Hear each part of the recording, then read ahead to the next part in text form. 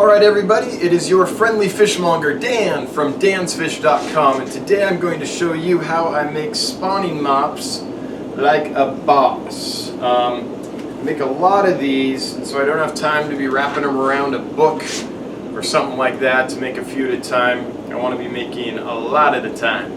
And also, if you make a lot, you as you wrap around the books in your standard spawning mop construction, as the yarn goes through your fingers, it really kind of burns them. So it's not pleasant after a little while. After doing a couple mops, your hands get really sore.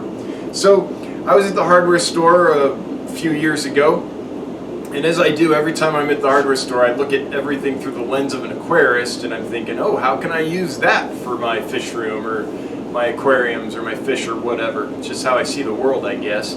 You know, like normal people do. And I saw this sucker and I was like, I can totally make a mop making machine out of that. So all it is a cord winding little apparatus. I think it was like 10 bucks at Home Depot. And I've put bolts throughout it at different points so that it'll catch the yarn on the outside of the circle here. And that's how I make my mops. If you want to make smaller mops, you can remove some bolts and reduce the circumference of the circle, or you can make a big mop like I'm going to do and just make 2 mops out of it instead of 1. But what I do is I take my skein of yarn, I buy a Walmart out of these periodically, you tie a piece of yarn to one of the bolts in the middle, and then all you have to do is, I kind of hold it, when it's fuller I hold it between my legs, but when it's empty like this it gets a little squirrely.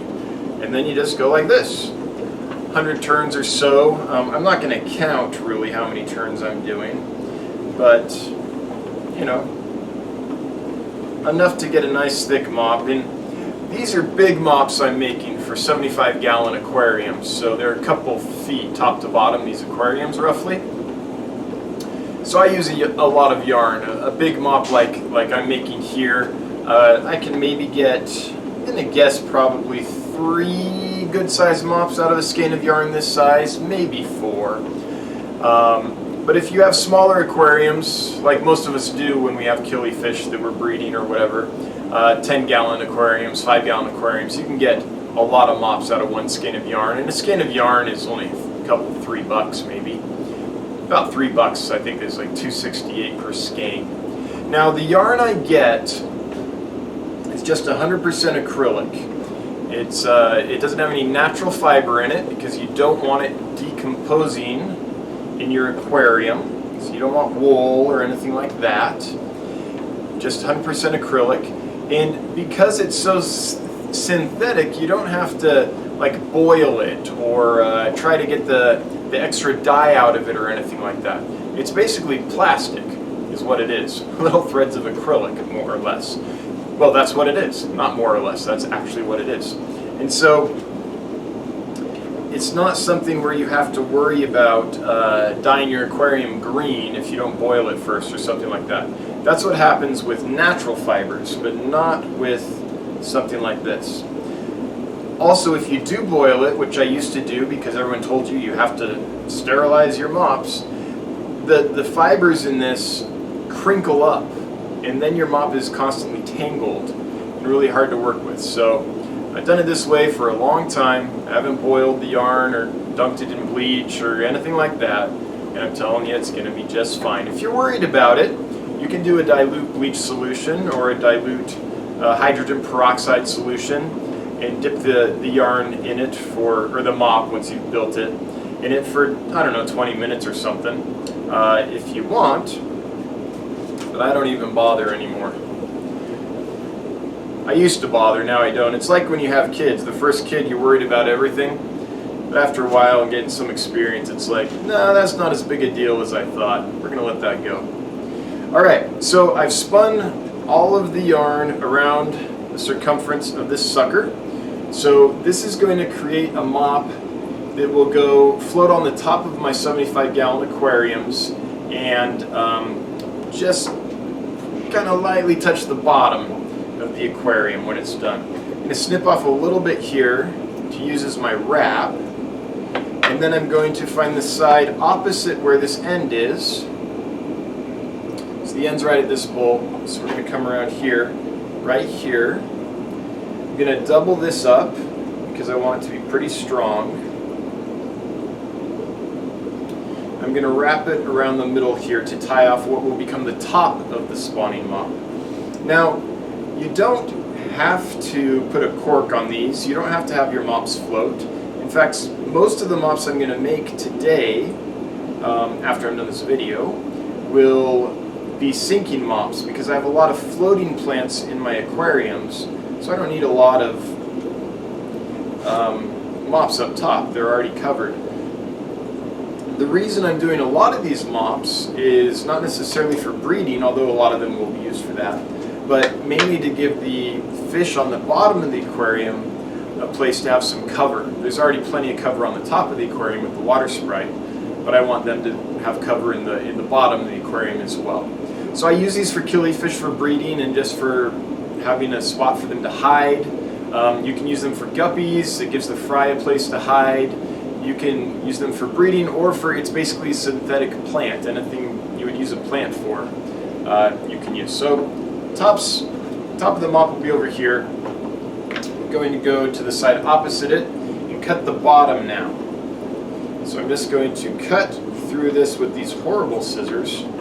If you or your spouse has sewing scissors, it would work a lot better, but these are just cheap old, like 99-cent store scissors, so this is going to take some doing, but we'll get through it. Okay, here we go. Come on. There we are. Next batch. Okay, we're getting there.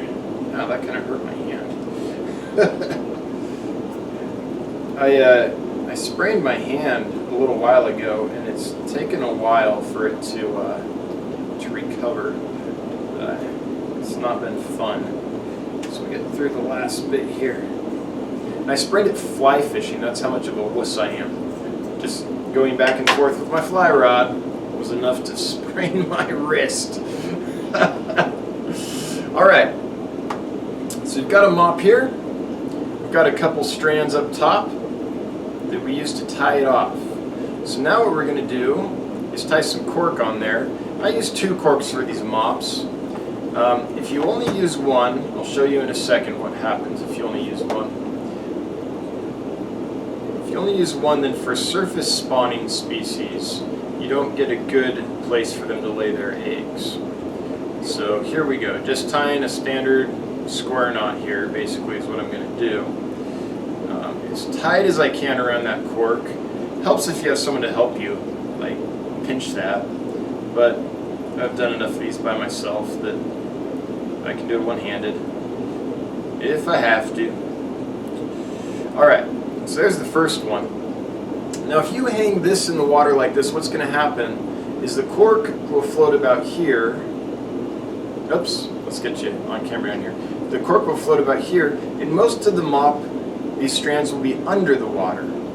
But there's a lot of species, Epiplades, Aplochilus, a lot of surface-dwelling species of fish, especially killifish, they want to spawn right at the surface. And so what I'm going to do is tie a second cork on the bottom of the mop and make sure that this division is good. All the strands are on the correct side of the dividing, there we go, the dividing thread there. And I'm going to take these strands, kind of put them around the cork like that. So they're kind of hugging the cork.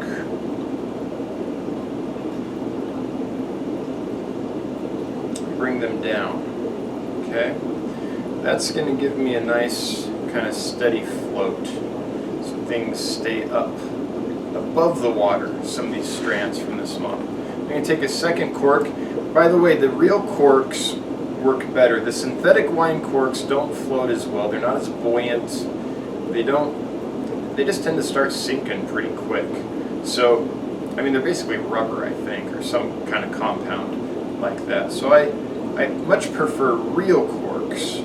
So I have all my friends that save me their wine corks.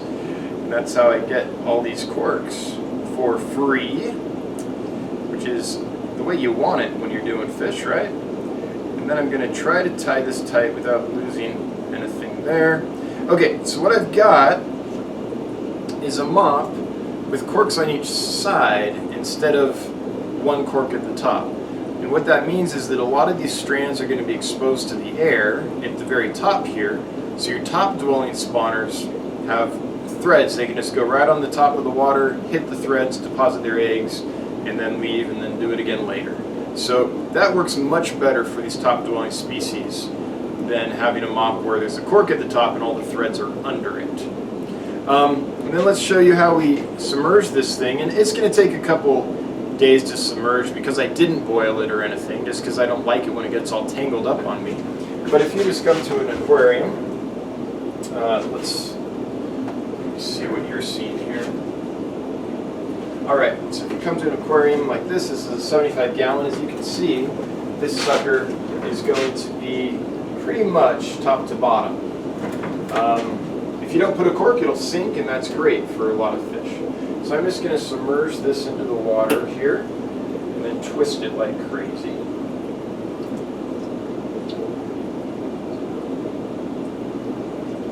Do that a few times, and that's going to get most of the air out of it, but not all of it. So it'll still float for a day or two, but eventually it'll sink. Alright, there we go. So now we've got this mop in here. It's it's a little bit buoyant, but not too bad. And that is going to be the spawning mop or the comfort mop, even for the Epiplati species that I'm bringing in. So I'm going to do more of these. Now another trick is you can get a stiff kind of piece of small PVC or something that floats, but it has to be stiff, and you can kind of coat this mop over that, kind of run that on the bottom of these threads, and then tie it here and on the other end of the mop too. And if you've got a half-inch piece of capped PVC that'll float, it's great. Kind of zip tie it on the ends there, and then you have this large surface going all the way across, I don't know, a couple feet of surface area for the fish to spawn on if they're surface spawners. You get a lot more eggs that way out of your Epiplates and your Apicylus than you will just by putting it here, like we usually do. So that's another trick. I'm not going to do that in this video, but yep, that's how the spawning mop stuff works. So anyway, that's how I do it. I don't have need like a fancy sign-off, so I'm going to go ahead and end this video. I know you're super jealous of my super sexy camera head gear.